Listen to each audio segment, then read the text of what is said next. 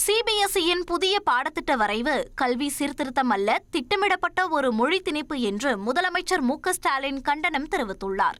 2026-2027 கல்வியாண்டு முதல் புதிய தேசிய கல்விக் கொள்கையின்படி 6ஆம் வகுப்பு முதல் மும்மொழிக் கொள்கை நடைமுறைப்படுத்தப்படும் என்று மத்திய இடைநிலை கல்வி வாரியமான சிபிஎஸ்இ அறிவித்துள்ளது.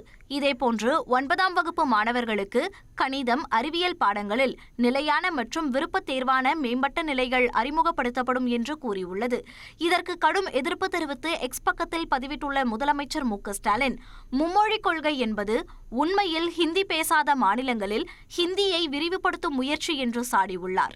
இந்திய மொழிகளை ஊக்குவிக்கிறோம் என்ற போர்வையில் இந்தியாவின் செழுமையான மற்றும் பன்மைத்துவம் நிறைந்த மொழி பாரம்பரியத்தை திட்டமிட்டு ஒதுக்கி ஹிந்திக்கு முன்னுரிமை அளித்து மையப்படுத்தும் செயலை அரசியல் நோக்கத்துடன் மத்திய அரசு தீவிரமாக முன்னெடுத்து வருவதாக குறிப்பிட்டுள்ளார்.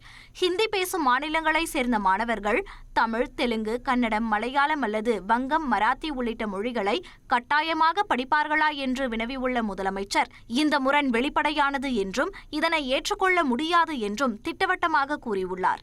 மேலும் எடப்பாடி பழனிசாமி தலைமையிலான அதிமுகவும் அதன் கூட்டணி கட்சிகளும் இந்த திணிப்பை ஏற்றுக்கொள்கின்றனரா அல்லது நமது மாணவர்களின் எதிர்காலம், அடையாளம் மற்றும் உரிமைகளுக்காக ஒரே ஒரு முறையாவது முதுகெலும்போடு எதிர்ப்பார்களா என்றும் முதலமைச்சர் மு.க.ஸ்டாலின் கேள்வி எழுப்பியுள்ளார்.